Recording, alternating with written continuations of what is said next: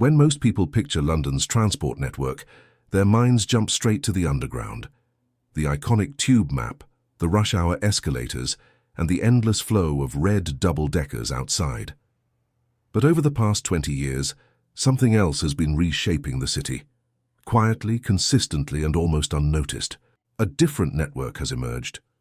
A system pieced together from forgotten suburban railways, transformed and unified under one bold color: orange.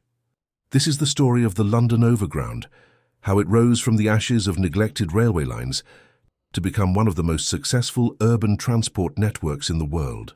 To understand the Overground, we need to go back to the early 2000s, a time when London's suburban rail network was a patchwork of forgotten services.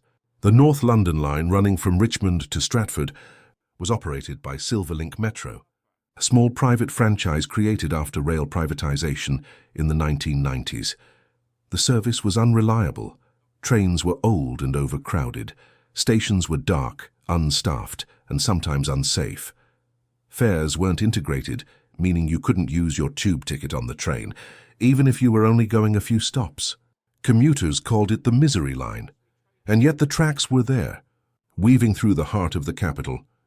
TfL saw an opportunity. At the same time London's population was booming.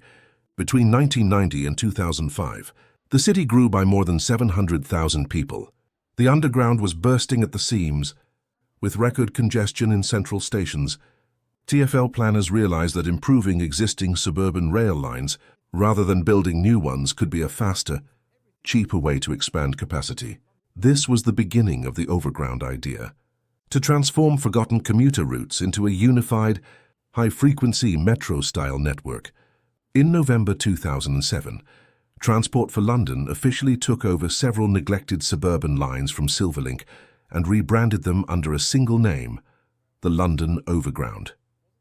It began with 4 routes: the North London line between Richmond and Stratford, the West London line between Clapham Junction and Willesden Junction, the Watford DC line from Euston to Watford Junction, and the Gospel Oak to Barking line, affectionately nicknamed the Goblin.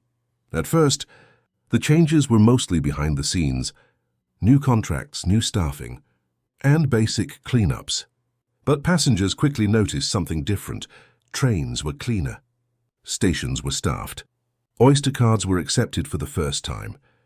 For Londoners, this was a revelation. No more confusing national rail tickets, just tap in and out. Like the tube, TfL also introduced a new branding philosophy. Every Overground station would have the same orange roundel, same fonts, same wayfinding signage, hand staff trained under TfL service standards. It might sound simple, but that consistency changed perceptions overnight. The Overground felt like part of the Underground family, even though it ran on mainline tracks. The real revolution began in 2010. The East London line, once a short branch of the Underground, had closed for refurbishment in 2007. TfL rebuilt it entirely, converting it to Overground standards and electrification, and linking it with mainline tracks in North and South London. When it reopened in April 2010, it connected Dalston Junction in the north to Crystal Palace and West Croydon in the south, creating a continuous cross-London link for the first time. It was a massive engineering feat. Over 8 kilometres of new track connections, new stations at Dalston, Haggerston, Hoxton, and Shoreditch High Street. Modern walk-through trains with high capacity and CCTV. Commuters immediately flooded in. In its first year, ridership more than doubled expectations. By 2012, the East London line had merged with the North London line to form what TfL described as an orbital railway, a ring linking 23 of London's 33 boroughs. For the first time, you could travel around London without passing through the congested centre. This changed everything, opening up new commuting patterns and connecting previously isolated communities. After 2010, the Overground became one of TfL's fastest-growing assets. Between 2010 and 2015, ridership grew by more than 130%. By 2018, the Overground was carrying 189 million journeys per year, comparable to entire tube lines like the Victoria or Jubilee, and with growth came more routes. In 2015, TfL took over several suburban lines out of Liverpool Street, serving Chingford, Enfield Town and Cheshunt. This brought large areas of northeast London, like Walthamstow and Edmonton, into the Overground network. In 2018, the Gospel Oak to Barking line was electrified, and brand new Class 710 electric trains entered service, increasing capacity and reducing noise and emissions. And in 2022, the Barking Riverside extension opened, a 4.5-kilometre new branch built to serve one of London's largest new housing developments. These extensions weren't just about transport. They were about regeneration. Each new overground line brought new life to its neighbourhoods. Property prices along overground corridors rose sharply, sometimes by 10–20%, as accessibility improved. Hackney, once isolated from the tube map, suddenly became a hotspot for young professionals, startups, and artists. The Overground didn't just move people, it reshaped the city. So, what makes the Overground so effective and so loved by Londoners? 1. Frequency and reliability. Before TfL took over, many suburban services ran every 20 to 30 minutes. Now, Overground trains run as often as every 5 minutes on core sections. That frequency changes behaviour. People stop checking timetables, they just turn up and go. 2. Integrated fares. By bringing national rail routes into the TfL fare system, passengers no longer face penalties for interchanging between modes. You can go from bus to tube to Overground seamlessly, with daily and weekly caps protecting you from overpaying. 3. The introduction of the Class 378 Capital Star trains revolutionized comfort, open gangways, air conditioning, high capacity. The newer Class 710 Aventra units pushed that further with energy efficiency and digital systems. 4. Consistent branding and staffing. Every station feels like part of one network. Staff are visible, trained in customer service, and supported by TfL's control systems for safety and information. 5. Connectivity. The Overground connects neighbourhoods that never had direct links, east to west, north to south. It supports cross-London journeys, reduces central congestion, and ties into major interchanges like Stratford, Clapham Junction and Highbury Islington. And crucially, the Overground provides social equity. It connects outer suburbs, often lower-income areas, directly to jobs, education and opportunities, without the need for expensive central housing.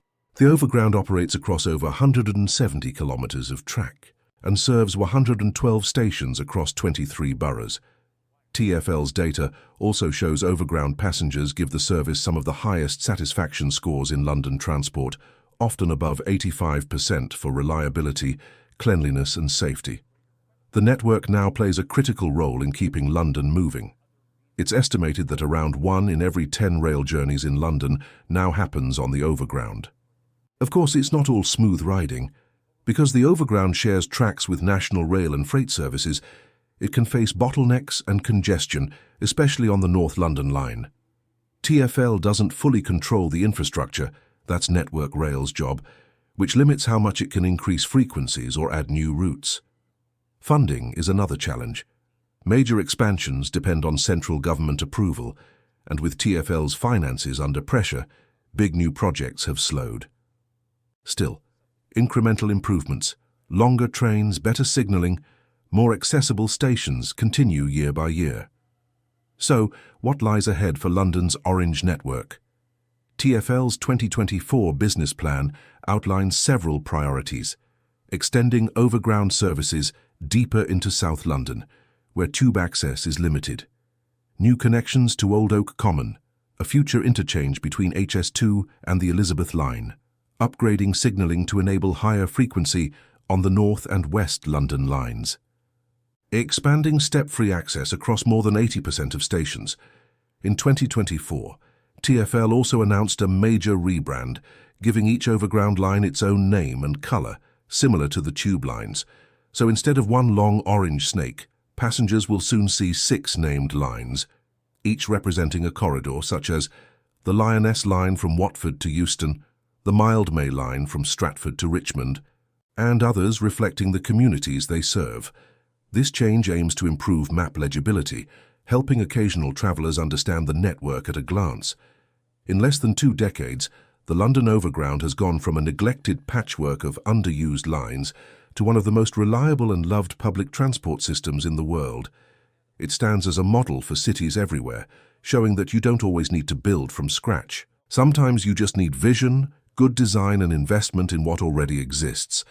The Overground reconnected communities, boosted house building, and gave London something unique, a network that's both practical and people-focused. From the graffiti-stained Silverlink days to the clean orange high-frequency network we know today, this is proof that transport can transform a city. Next time you step onto that bright orange train, remember, you're not just riding a railway. You're part of London's quiet transport revolution.